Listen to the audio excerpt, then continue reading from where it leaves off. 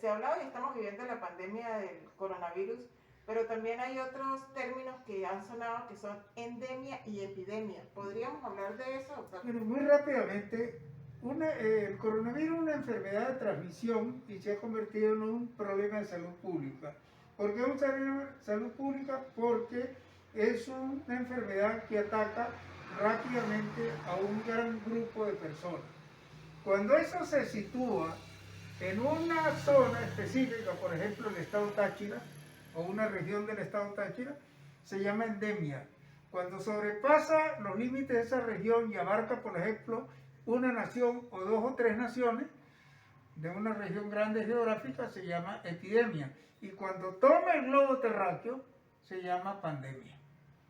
Y eso es un problema de salud pública que ha hecho que los médicos, independientes de la especialidad, tengamos que aprender sobre esto, porque en un momento dado no sabemos.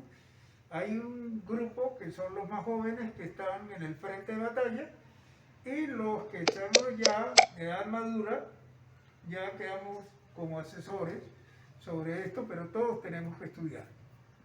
Entonces, ¿qué pasa con una enfermedad transmisible? Una enfermedad transmisible es una enfermedad que obedece a un agente patógeno específico, que puede ser una bacteria, como es el cólera, la tuberculosis, que puede ser un protozoario, como el del paludismo, ¿no? O que puede ser un virus, como el sarampión, como la hepatitis A, etcétera, etcétera. Entonces, eso se transmite y depende del mecanismo de transmisión. Puede ser transmisión hídrica por aguas contaminadas o por alimentos, puede ser contaminación por un vector, en el caso del paludismo, el dengue y la chikungunya, un mosquito, o puede ser por transmisión de humano a humano, como es la influenza, y este es un coronavirus que tiene su familia en influenza, y se transmite por el contacto personal con unas gotitas que se llaman aerosoles o gotitas de fluido que salen al aire cuando uno está hablando, tosiendo o estornudando. Y esas gotitas, como son tan pequeñas y microscópicas, quedan flotando en el ambiente. Y cuando usted se la aspira esas gotas que van cargadas por el virus y comienza la transmisión de la enfermedad. Por eso es que se habla de la prevención de la enfermedad, es el aislamiento, retirarse de las concentraciones de personas y evitar los espacios cerrados con aire acondicionado. Y como estas gotitas quedan en el ambiente y caen después sobre los objetos, usted puede poner la mano y contaminar la mano, y por eso es que se habla del lavado de manos. En este caso que estamos hablando de la enfermedad, es un virus. Los virus son seres inanimados, porque están constituidos por cadenas de proteínas de ácido ribonucleico o desoxirribonucleico, que son los ácidos del código genético, y cubiertos por una capa de proteína que puede ser una lipoproteína.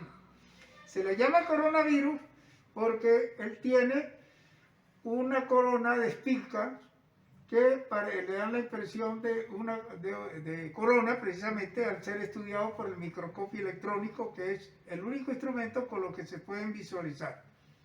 Estos virus entran a una célula y se apropian del mecanismo genético de la célula y comienzan a fabricar copias de sí mismos, como si fuera una fotocopia.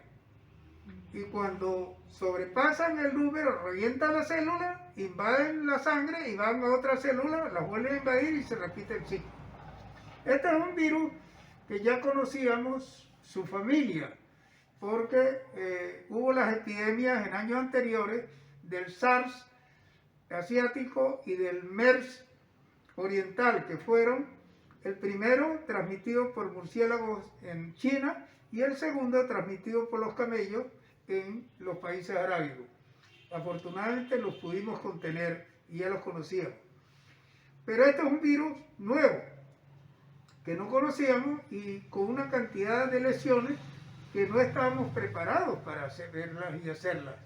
Y por eso entonces los médicos hemos tenido que estudiar y sobre la marcha ir analizando los datos e ir cambiando los tratamientos hasta encontrar definitivamente el tratamiento que pueda ser blanco en el virus. Pero esto hasta ahora ha llevado tiempo y por eso se han tratado de desarrollar vacunas. Como ya conocíamos la vacuna de la influenza, hace muchos años, que sale todos los años, entonces se empezaron a fabricar vacunas.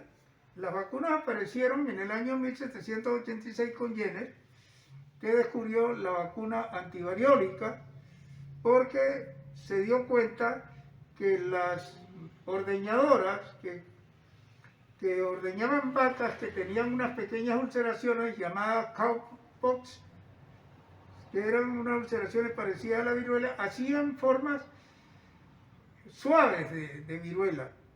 Y entonces él describió su método, y este método, debo decirlo por una cuestión histórica, gracias a los doctores Balmy y Salgani, españoles, que se vinieron con un barco desde España con unos niños infectados con la vacuna, para traer la vacuna a América. Llegaron a Puerto Cabello y por ahí se empezó a vacunar a Venezuela y luego a Colombia. Luego Salgani se fue a Colombia y bajó por el Pacífico y vacunó toda América, y fue a terminar Salgani lamentablemente a Filipinas, allá fue que murió. ¿Qué son las vacunas?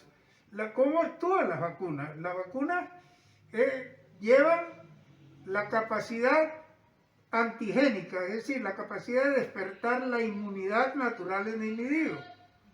Y esas vacunas pueden ser de dos tipos.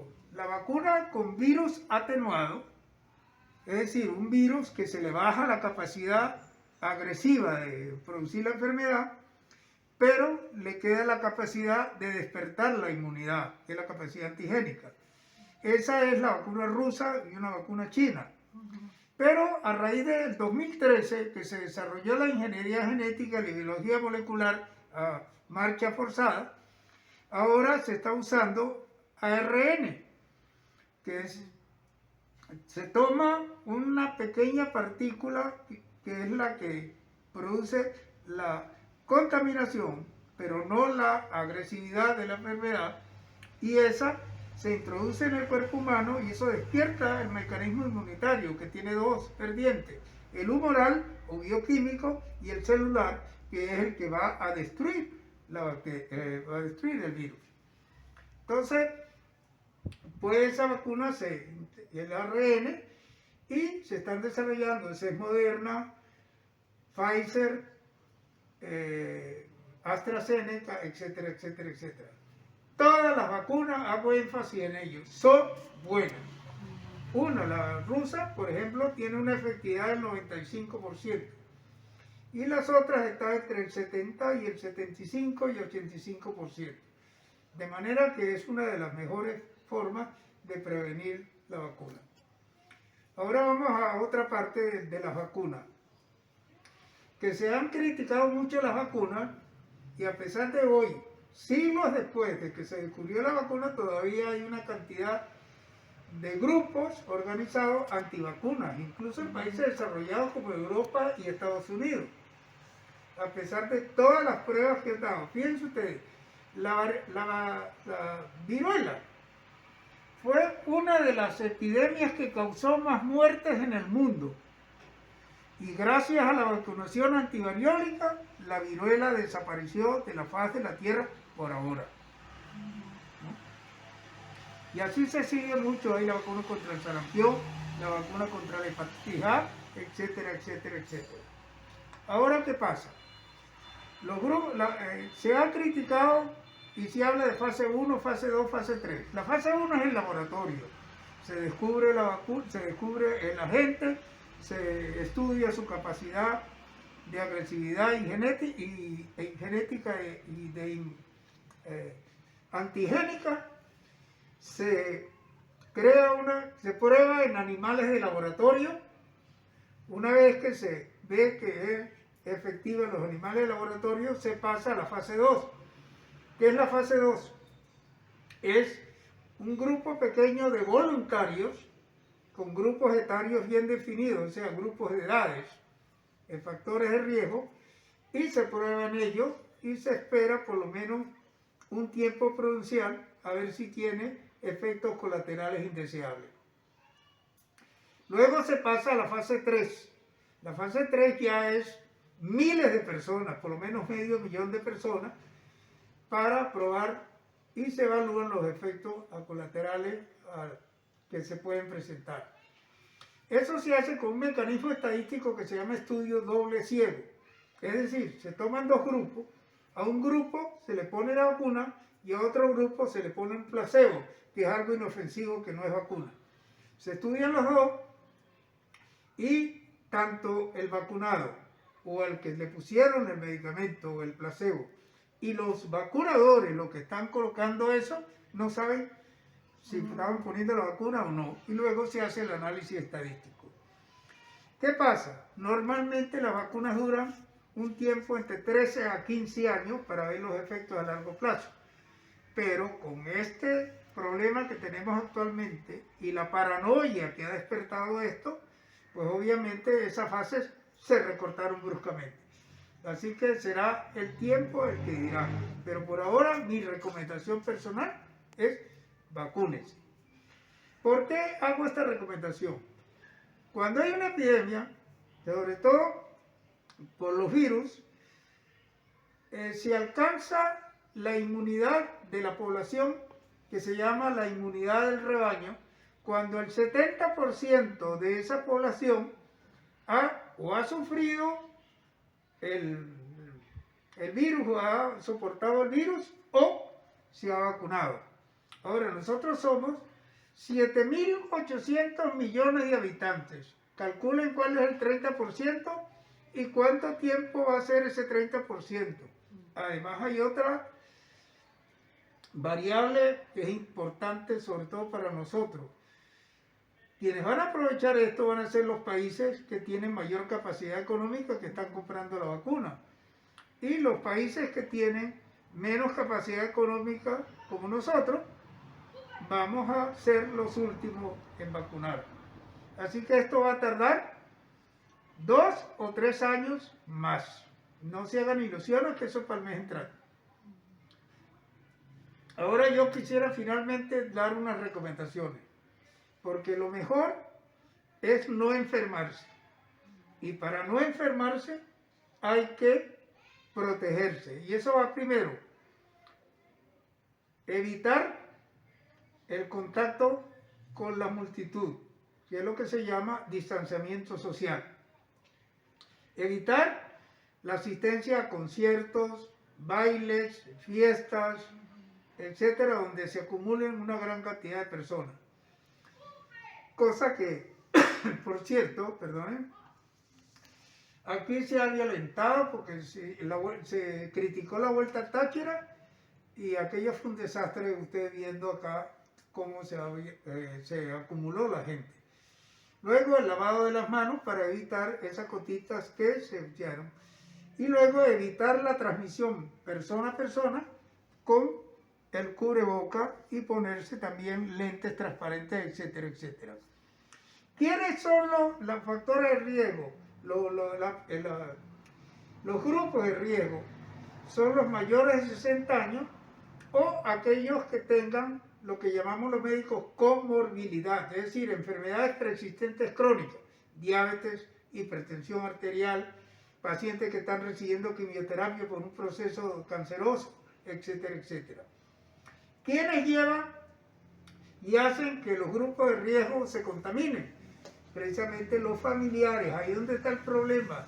No viene de la calle, es el muchacho que se va a rumbear y él, como es joven, probablemente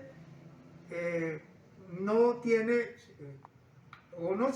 no tiene síntomas de la gripe, o es también el que se ha previsto en este virus, que es el transmisor asintomático, es decir, alguien que tiene el virus pero que no tiene los síntomas, y ese es el que dispersa el virus completo. Anteriormente son los más peligrosos porque ellos andan para arriba y para abajo transmitiendo el virus. se dice que una persona enferma tiene la capacidad de infectar por lo menos de 4 a 8. Y esto a su vez, 4 a 8, multiplica eso una progresión geométrica. O sea, cada vez es el doble de la cantidad inicial. Hay otra cosa importante que quiero hacer énfasis. A raíz de la pandemia han salido una cantidad de habladores de tonterías en los medios sociales, con remedios caseros, remedios maravillosos, e incluso hasta el presidente salió hablando de unas gotitas milagrosas que no sirven absolutamente para nada.